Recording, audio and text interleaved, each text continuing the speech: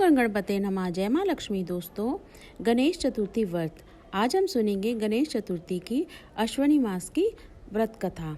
उससे पहले आइए गणपति से प्रार्थना करते हैं कि हे गणपति भगवान श्री गणेश, हम सदैव ऐसी वाणी सुने जो हमें सुख दे तथा बुराइयों से हमेशा दूर रखे। हमारा जीवन भलाई के कामों में व्यतीत हो। हम सदा भगवान की पूजा में लगे रहें। बुरी बातों की ओर ले जाने वाली बातें सर्वदा दूर रहें। हमारा स्वास्थ्य सदा ठीक रहे, जिससे हम परमात्मा के चरणों में अपना जीवन समर्पित कर सकें। हमारा मन भोग विलास में लीन ना हो। हमारे प्रत्येक कण में भगवान विराजमान हो और हम उनकी सेवा में लगे रहें, जिससे हम हमेशा अच्छे कार्य करते रहें। ऐसी प्रार्थना हमें भगवान से करनी चाहिए, जिनकी कीर्ति चारों तरफ फैली हुई है। वह देवों के राजा इंद्र हमेशा सब जगह विराजमान है और बुद्धि के स्वामी भगवान श्री बृहस्पति ये समस्त देवता की छिपी हुई शक्तियाँ हैं। ये भले की सहयोगी होती हैं। इससे मनुष्यों का हमेशा भला होता है। तो आइए सुनते हैं हम अश्विनी मास के गणेश चतुर्थी की व्रत कथा।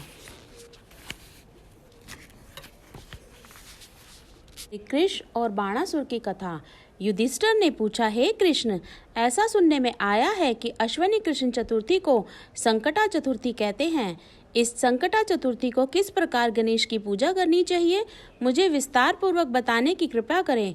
श्री कृष्ण ने कहा कि पुराने समय में पार्वती जी ने भी यही प्रश्न गणेश जी से किया था। हे देव, क्वार मास में गणेश जी की पूजा का क्या विधान है, उसका क्या फल होता है, यह मेरी जानने की इच्छा है। इस पर गणेश जी ने हंसते हुए कहा कि हे माता, सिद्धि को प्राप्त करने की इच्छा रखने वाला व्यक्ति अश्विन मास में कृष्ण नामक गणेश जी की आराधना पूर्व कही गई विधि के अनुसार करे। इस दिन भोजन ग्रहण ना करे। क्रोध, झूठा दिखावा, लोभ आदि को छोड़कर गणेश जी के स्वरूप का हृदय में ध्यान करते हुए पूजन करें। इस दिन हल्दी और धूप का हवन करने से 7 द्वीपों वाली पृथ्वी का राज्य प्राप्त होता है। पुराने समय की बात है कि बाणासुर की कन्या उषा ने स्वप्न में अनिरुद्ध को देखा। अनिरुद्ध के विरह में वह इतनी व्याकुल हो गई कि उसके मन में किसी भी प्रकार से शांति नहीं रही। उसने अपनी सखी चित्रलेखा से तीनों लोकों के प्राणियों के चित्र बनवाए। जब उन चित्रों में अनिरुद्ध को देखा तो कहने लगी, मैंने इसी पुरुष को स्वप्न में देखा था, इसी के साथ मेरा विवाह हुआ था। हे सखी, यह पुरुष जहाँ कहीं भी मिल सके उसे ढूंढ लाओ, वरना इसके ना मिलने पर मैं मर जाऊंगी। उसकी सखी चित्रलेखा यह सुनकर जगह जगह खोज करती हुई द्वारिका में आ गई। वहां अनिरुद्ध को पहचान कर उसने रात्रि में पलंग समेत अनिरुद्ध को उठा लिया, क्योंकि वह राक्षसी माया जानने वाली थी। तत्पश्चात वह सायंकाल के समय बाणासुर की नगरी में पहुंची। इधर प्रद्युम्न अपने पुत्र के शोक के कारण असाध्य रोग से ग्रसित हो गए। श्री कृष्ण भी अपने पुत्र प्रद्युम्न और पौत्र अनिरुद्ध की घटना से बेचैन हो उठे। रुक्मणी भी पौत्र के दुख से दुखी होकर रोने लगी। रुक्मणी कृष्ण जी से कहने लगी, हे स्वामी, हमारे पौत्र का किसने हरण कर लिया, अथवा वह स्वेच्छावंशी कहीं गया है? मैं दुखी होकर आपके समक्ष अपने प्राण गंवा दूंगी। रुक्मणी के ऐसा कहने पर कृष्ण जी यादवों की सभा में गए। वहां उन्होंने परम तेजस्वी श्री लोमश ऋषि को देखा। उन्हें नमस्कार कर श्री कृष्ण जी ने उनसे सारी व्यथा को कहा। श्री कृष्ण जी ने लोमश ऋषि से पूछा कि हे देवर्षि, हमारे पुत्र को कौन ले गया है, अथवा वह कहीं खुद तो नहीं चला गया? उसकी माता अपने पुत्र के वियोग के कारण अत्यंत दुखी है। कृष्ण जी से ऐसा सुनकर लोमश ऋषि ने कहा, वसुदेव, बाणासुर की कन्या उषा की सखी चित्रलेखा ने आपके पुत्र का हरण किया है। उसको बाणासुर के महल में छिपा कर रखा है, ऐसा नारद जी ने बताया है। आप अश्विन मास की कृष्ण चतुर्थी संकटा का व्रत कीजिए। इसका व्रत करने से आपका पुत्र अवश्य ही उपस्थित हो जाएगा। श्री कृष्ण जी ने लोमश ऋषि द्वारा बताया गया व्रत किया। हे देवी, इस व्रत के प्रभाव के कारण श्री कृष्ण जी ने बाणासुर को युद्ध में हरा दिया। हालांकि उस घोर युद्ध में मेरे पिता ने बाणासुर की बहुत रक्षा की, फिर भी वह विजयी नहीं हो सका। श्री कृष्ण जी ने क्रोधवश उसकी हजारों भुजाओं को काट डाला। श्री गणपति जी को खुश करने हेतु और सारी बाधाओं को निवारण करने के लिए इस व्रत के समान कोई और व्रत नहीं है। श्री कृष्ण जी ने कहा, हे राजन, समस्त कष्टों को नाश करने वाला यह व्रत अवश्य ही करना चाहिए। इस व्रत को करने से आपकी शत्रुओं पर विजय होती है और आपका राज्य के अधिकारी होते हैं।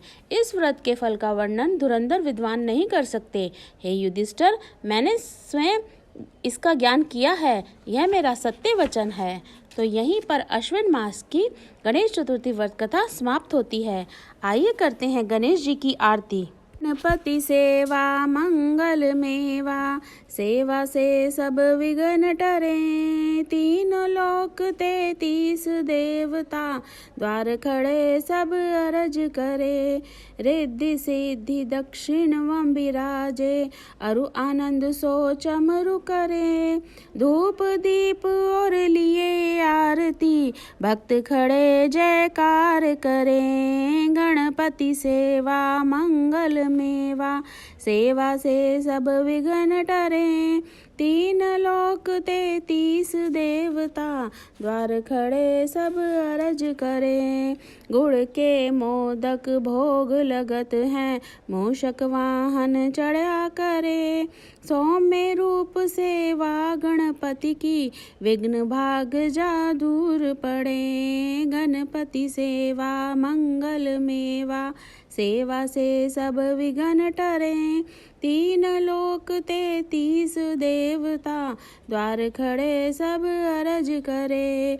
भादो मास और शुक्ल चतुर्थी, दिन दोपहरा पूरा करे। लियो जन्म गणपति प्रभु जी ने, दुर्गा मन आनंद भरे। गणपति सेवा मंगल मेवा, सेवा से सब विघ्न टरे। तीन लोक 33 देवता, द्वार खड़े सब अरज करे। श्री शंकर को आनंद उपजो, नाम सुने सब विघ्न टरे। आन विधाता बैठे आसन, इंद्र अप्सरा नृत्य करे। गणपति सेवा मंगल मेवा, सेवा से सब विघ्न टरे। तीन लोक 33 देवता, द्वार खड़े सब अरज करे। देखत वेद ब्रह्मा जी जाको, विघ्न विनाशक नाम धरे। एक दंत गज बदन विनायक, त्रिनयन रूप अनूप धरे। गणपति सेवा मंगल मेवा, सेवा से सब विघ्न टरे। तीन लोक 33 देवता, द्वार खड़े सब अरज करे। पग खंबा से उदर पुष्ट है, देख चंद्रमा हास्य करे। ते श्राप श्री चंद्र देव को, कलाहीन तत्काल करे। गणपति सेवा मंगल मेवा, सेवा से सब विघ्न टरे। तीन लोक 33 देवता, द्वार खड़े सब अरज करे। 14 लोक में फिरे गणपति, तीन भुवन में राज्य करे। उठी प्रभात जब आरती गावे, जाके सिर यश छत्र फिरे। गणपति सेवा मंगल मेवा, सेवा से सब विघ्न टरे। तीन लोक 33 देवता, द्वार खड़े सब अरज करे। गणपति की पूजा पहले करनी, काम सभी निर्विघ्न करें। श्री प्रताप गणपति जी की, हाथ जोड़ स्तुति करें। गणपति सेवा मंगल मेवा, सेवा से सब विघ्न टरे। तीन लोक 33 देवता, द्वार खड़े सब अरज करे। बोले गणपति देव की जय। ओम गण गणपते नमः। इस तरह के और कथाएं सुनने के लिए मेरे चैनल को लाइक सब्सक्राइब कीजिए, ज़्यादा से ज़्यादा शेयर कीजिए। तब तक के लिए ओम गण गणपते नमः।